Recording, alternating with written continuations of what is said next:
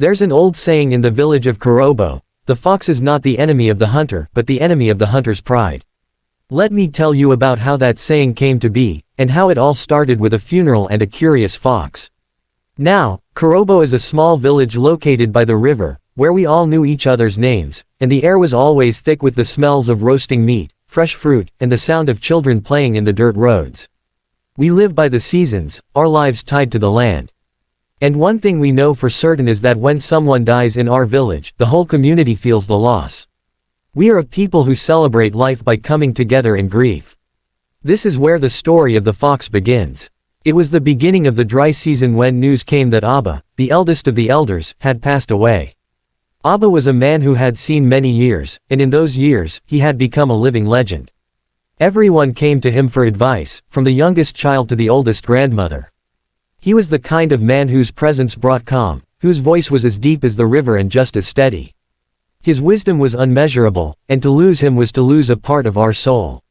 The women began their preparations for the funeral right away.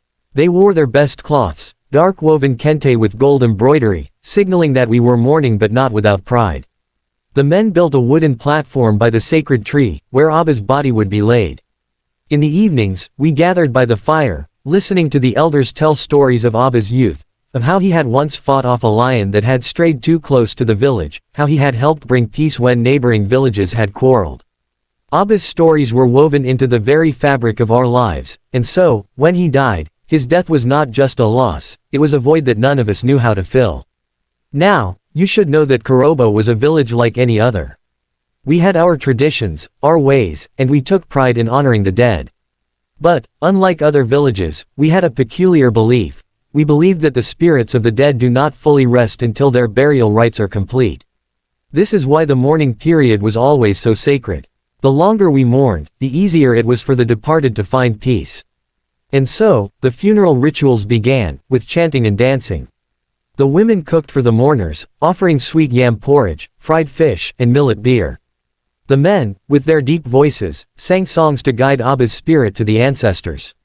The whole village gathered, and as the sun set that evening, we began the long vigil, the mood heavy with loss. But, as night fell, something strange happened. As the fire crackled and the mourners sat in silence, waiting for Abba's body to be brought to the burial site, a fox appeared at the edge of the clearing. Now, you might think a fox is just a little animal, but in our village, we believed foxes were messengers between the living and the dead. Seeing one near the funeral was unusual, but not unheard of. What was strange, however, was that this fox didn't just watch from the shadows, it came closer. I remember sitting by the fire, watching as the fox crept closer and closer, its amber eyes gleaming in the dim light. The village elders, who had seen many things in their time, said nothing. But the rest of us were uneasy. "What does it mean, old man?" I asked the chief elder, Udo. He shook his head, his face somber, and muttered something under his breath. The rest of the villagers, too, looked on in silence, waiting to see what would happen next. And then, something happened that no one expected. The fox approached the body of Abba, lying on the platform, wrapped in the ceremonial cloth. The mourners gasped. Some began to whisper amongst themselves, murmuring that this was a bad omen. I heard one woman say, "A fox coming so close to the body is a sign that the spirit is not ready to leave." The fox sniffed the air around Abba's body, its nose twitching, as though it could sense something we could not. And then, it did something that made my blood run cold. It opened its mouth and howled, a low, mournful sound, like a cry from the very heart of the earth. The sound echoed in the night, and the air around us seemed to freeze. The moment that fox howled, the mourners jumped back.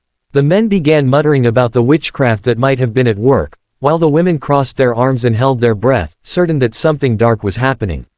But before anyone could move to chase the fox away, it darted off into the bush, vanishing into the thick trees beyond the village.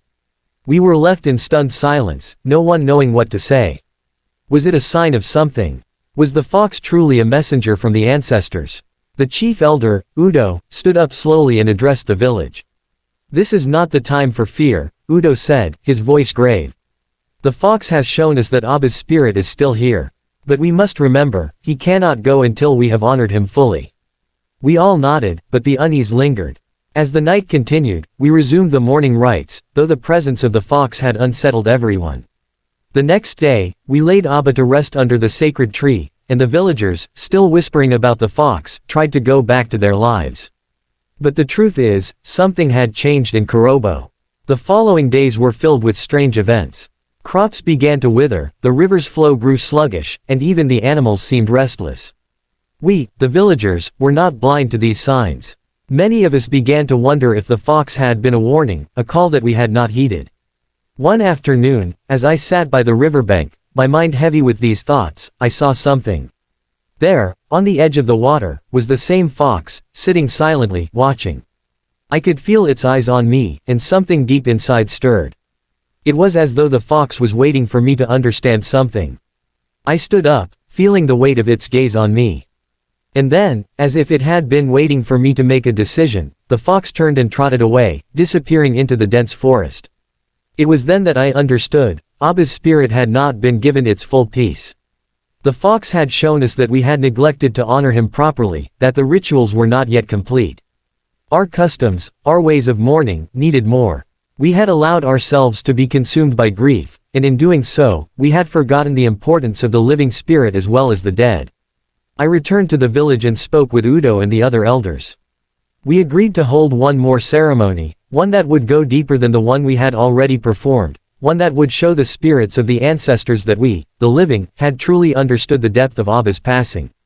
We called together all the village's leaders, the elders, the women, and the youth. This time, the rituals would be more than just the usual rites. We would walk to the sacred forest, sing the ancient songs, and call upon the ancestors to guide Abba's spirit to peace. That evening, as the full moon rose over Kurobo, the whole village gathered in the forest. And for the first time since Abba's passing, the fox was nowhere to be seen. With the final rites performed, the village returned to its rhythm.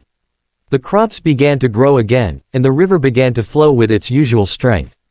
It was as though the village had finally understood the message of the fox, that the spirits live alongside us, not apart from us. And in order to honor them fully, we must be present. Both in mourning and in life. From that day on, I have always remembered the fox. In Kurobo, we still say, the fox is not the enemy of the hunter, but the enemy of the hunter's pride. And perhaps, that's the most important lesson the fox brought us, a reminder that humility is the key to understanding the balance of life and death.